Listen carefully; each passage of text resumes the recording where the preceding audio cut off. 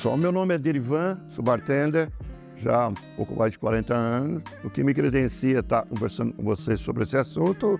Tenho 9 livros escritos, dirigi a Associação Brasileira de Bartender, Associação Internacional de Bar da América do Sul e atualmente sou o realizador do grande concurso de Rabo de Galo. Drink Rabo de Galo, o nosso coquetel Rabo de Galo, na realidade, ele vai começar com a ideia dos italianos. Sabemos que São Paulo tem o maior contingente de imigrantes italianos e que, obviamente, os italianos vão estar aqui também produzindo.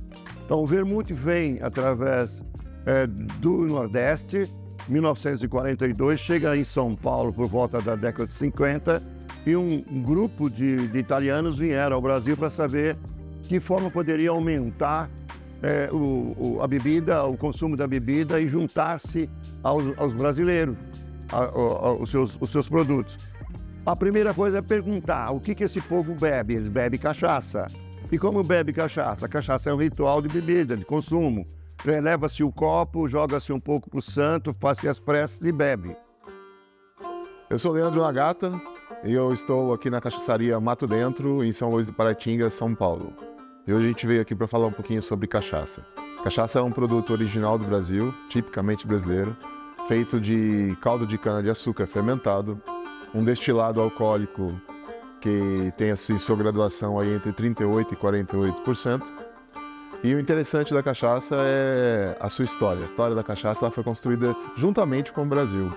A gente tem aí vários relatos que dizem que os portugueses já chegaram no Brasil com alambiques de barro nas suas caravelas, já com o intuito de produzir um destilado alcoólico aqui da cana-de-açúcar. Eles já sabiam que aqui era possível produzir a cana-de-açúcar, era possível produzir o destilado alcoólico, e esse destilado alcoólico para eles na época tinha muito valor. Era uma moeda, né, de troca que eles usavam nas navegações. Até porque os fermentados da época, os vinhos, as cervejas, eles não duravam as grandes navegações, eles não conseguiam suportar, eles estragavam.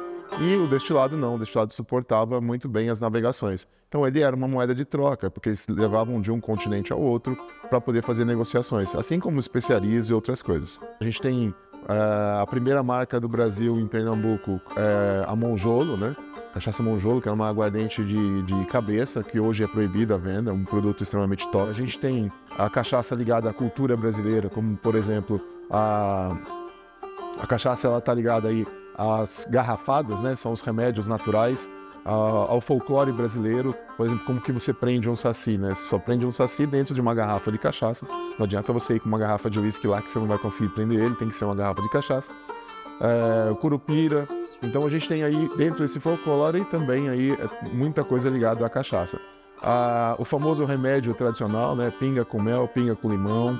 Então a gente tem tudo isso direcionado aí à cultura brasileira. A gente vê que a cachaça ela passou por vários estágios dentro da história do Brasil, cresceu junto com o Brasil e hoje a gente tem um produto de extrema qualidade, né, que aí ele bate aí nos melhores destilados do mundo, sem sombra de dúvidas. A gente tem muitos produtores produzindo coisas assim primorosas, né, cachaças primorosas. A própria Mato Dentro hoje é um exemplo de primor aí na produção de cachaça de qualidade. Isso tudo faz com que a gente aprecie cada vez mais. Eu tenho uma admiração muito grande pela cachaça e pela história dela, até porque a gente costuma dizer, né, parafraseando um amigo aí, que o Brasil ele foi construído em cima de 3 pilares líquidos, né? Sangue, suor e cachaça.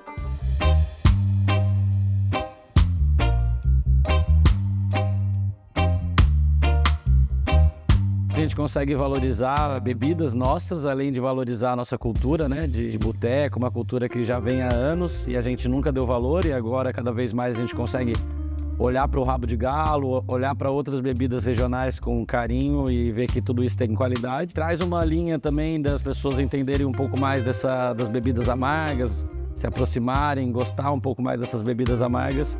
Eu acho que tudo isso só tem para acrescentar para a coquetelaria brasileira. Eu acho um movimento interessante, porque é um movimento que traz esse olhar para o rabo de galo, para essa versatilidade do rabo de galo. Interessante para os bartenders entender o que é um rabo de galo, né? Qual que é os sabores básicos ali que você vai encontrar nesse rabo de galo.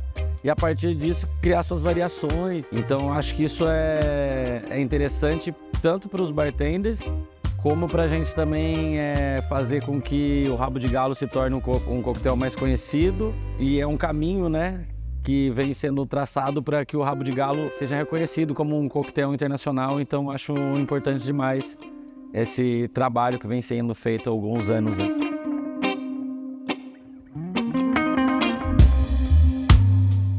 Então, obviamente, tem esse ritual. Os italianos pegaram esse ritual, criaram um copo onde tinha uma medida, por isso o copo, em alguns casos, chama-se de traçado, porque ele tem um traçado no meio, ali vai o vermute e em cima vai a cachaça. E a partir daí, também chamavam-se de martelinho, porque algumas pessoas tinham o hábito de ficar batendo ele no balcão para que se misturasse os ingredientes. Feito isso, criou-se os drinks, espalhou-se os copos, aí passa-se a tomar a essa bebida, que era uma invenção dos italianos, usando a nossa cachaça. Então, era cachaça, vermute, e se espalhava para todo lado. A ideia era, como vamos chamar essa bebida? As pessoas já estão consumindo, está indo muito bem, mas precisamos de um nome dele. O que é que está se bebendo? Essas bebidas na Europa e na América, como se chama? Chama-se cocktail. Ah, cocktail, então vamos chamar de cocktail. Cocktail não dá certo. Por que não dá certo? Porque é de língua inglesa e nós vamos ter dificuldade para isso. Então, alguém teve a boa ideia de dizer, traduz. Traduziu, a palavra coquetel virou rabo de galo. Aí está a origem do rabo de galo.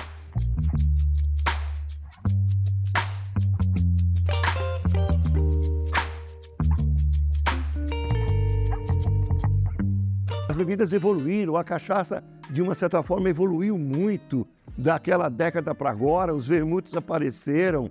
Quer dizer, houve toda uma gama de possibilidades que, na mão de um bartender criativo e que estudioso, ele vai criar releituras maravilhosas do rabo de galo. Porque as releituras que a gente propõe que os bartenders façam é nada mais do que uma comunicação entre o bartender e o cliente. Porque a gente sempre imagina de que quando você oferece a um cliente um rabo de galo, o cliente se remete a uma coisa da década de 50, mas não é isso, gente. Hoje, o bartender, quando ele oferece um rabo de galo, ele está oferecendo a versão dele, a busca da perfeição no drink e uma bela de uma entrega. Então, isto foi o que aconteceu e o que está acontecendo com o rabo de galo, e essa é a grande proposta. Comunicar-se, tem que haver uma comunicação entre aquela criação que o bartender fez com o seu cliente.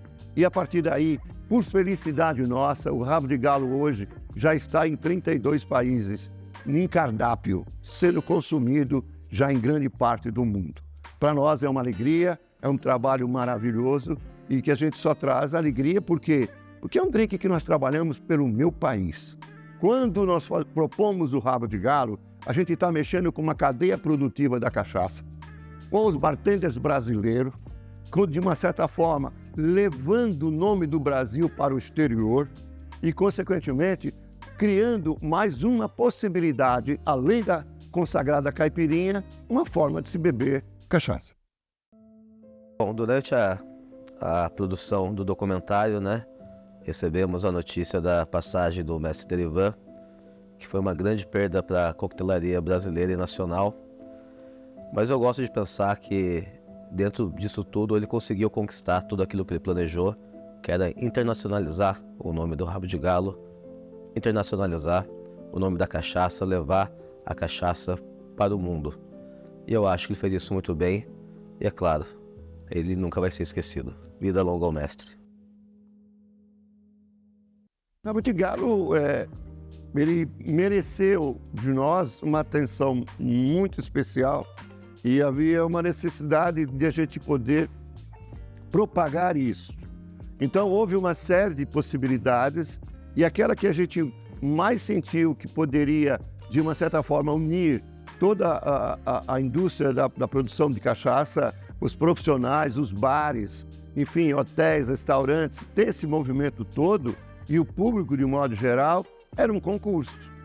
Então, aí, em 2017, a gente resolveu fazer o concurso, o primeiro concurso do Rabo de Galo.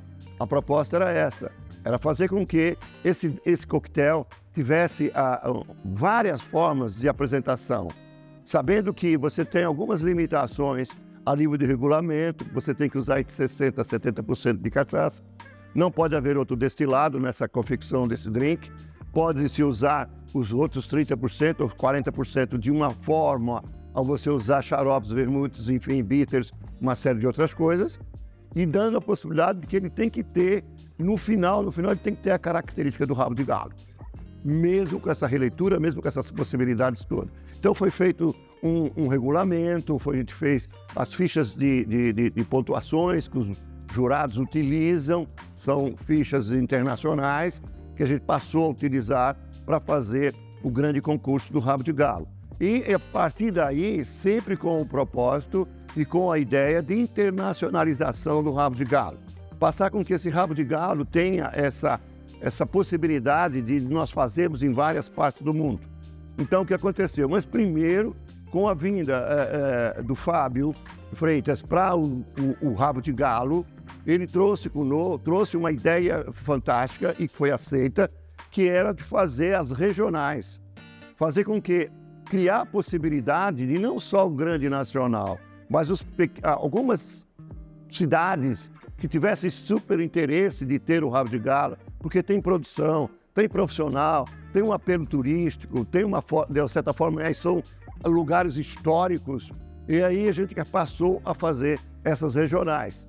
Então nós começamos com Salvador, a gente foi lá para Fortaleza, Curitiba, Belo Horizonte, e agora estamos aqui para preparar justamente isso. Qual é o grande propósito? O propósito é fazer com que todos se envolvam nessa cadeia extremamente de sucesso que é o rabo de galo, e que todos tenham a sua participação. Porque o que acontece hoje, historicamente, é que todas as pessoas, seja as marcas, seja os profissionais, sejam todos aqueles que estão dentro desse movimento, eles são, de uma certa forma, eles têm todo o direito de dizer: eu faço parte dessa história, porque eu colaborei, eu estava lá, entendeu? Então o que a gente pede é isso, engajamento total, seja de você profissional, consumidor final, dono de estabelecimento, dono de marcas, todos, criem um movimento, venham participar desse grande movimento que está chegando aí a sua 5ª edição, e é muito importante que todos estejam juntos.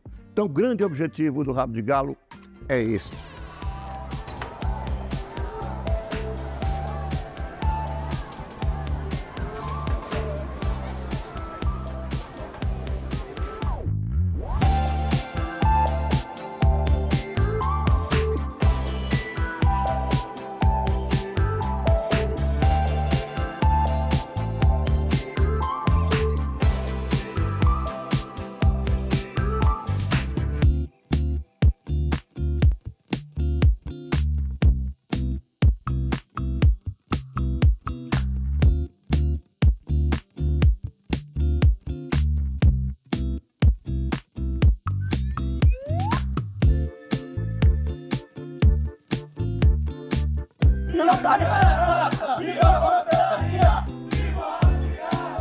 Isto é o Rabo de Galo.